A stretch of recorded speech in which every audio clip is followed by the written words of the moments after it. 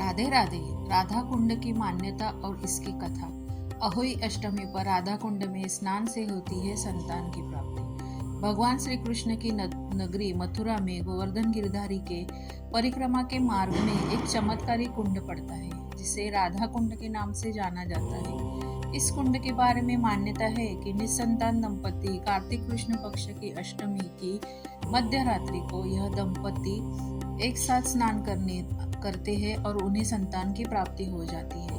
अहोई अष्टमी का यह पर्व यहाँ पर प्राचीन काल से मनाया जाता है। इस दिन पति और पत्नी दोनों ही निर्जला व्रत रखते हैं और मध्य रात्रि में राधा कुंड में डुबकी लगाते हैं। तो ऐसा करने पर उस दंपति के घर में बच्चे की किलकारियां शीघ्र ही गूंजती है। इतना ही नहीं, जिन दंपतियों की संतान की मनोकामना पूर्ण हो जाती है वह भी अहोई अष्टमी के दिन अपनी संतान के साथ यहाँ राधा रानी के चरण में हाजिरी लगाने आता है। माना जाता है कि यह प्रथा द्वापर युग से चली आ रही है। इस प्रथा से जुड़ी एक कथा पुराणों में भी वर्णन मिलता है जो इस प्रकार है।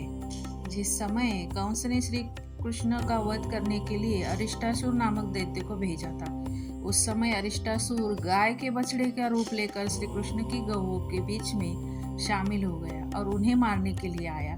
भगवान श्री कृष्ण ने उस दैत्य को पहचान लिया। इसके बाद श्री कृष्ण ने उस दैत्य को पकड़कर जमीन पर फेंक दिया और उसका वध कर दिया। यह देखकर राधा जी ने श्री कृष्ण से कहा कि उन्हें गौ हत्या का पाप लग गया है। इस पाप से मुक्ति के लिए उन्हें सभी तीर्थों के दर्शन करने चाहिए। राधा जी की बात सुनकर श्री कृष्ण ने नारद जी से इस समस्या का समाधान के लिए उपाय मांगा। देवर्षि नारद ने उन्हें उपाय बताया कि सभी तीर्थों का आवाहन करके उन्हें जल के रूप में बुलाए और उन सभी तीर्थों को जल के एक साथ मिलाकर स्नान करें, जिससे उन्हें गौ हत्या के पाप से मुक्ति मिल जाएगी। नारद जी के कहने पर श्री कृष्ण ने एक कुंड में सभी तीर्थों के जल को आमंत्रित किया और कुंड में स्नान करके पाप मुक्त हो गए। इस कुंड को कृष्ण कुंड कहा जाता है, जिसमें स्नान करके श्री कृष्ण गौ हत्या के पाप से मुक्त हुए थे। माना जाता है इस कुंड का निर्माण श्री कृष्ण ने अपने बांसुरी के साथ किया था।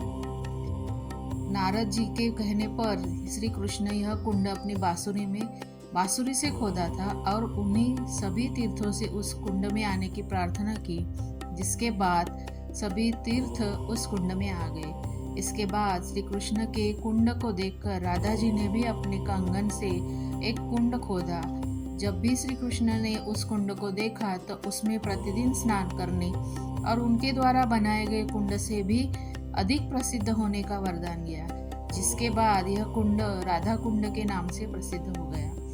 पुराणों के अनुसार अहोई अष्टमी तिथि के दिन इन कुंडों का निर्माण हुआ था, जिससे कारण अहोई अष्टमी पर इस कुंड के स्नान करने का विशेष महत्व है। कृष्ण कुंड और राधा कुंड की अपनी अपनी विशेषता है। कृष्ण कुंड का जल दूर से देखने पर काला और राधा कुंड का जल दूर से देखने पर सफेद दिखता है। राधे राधे।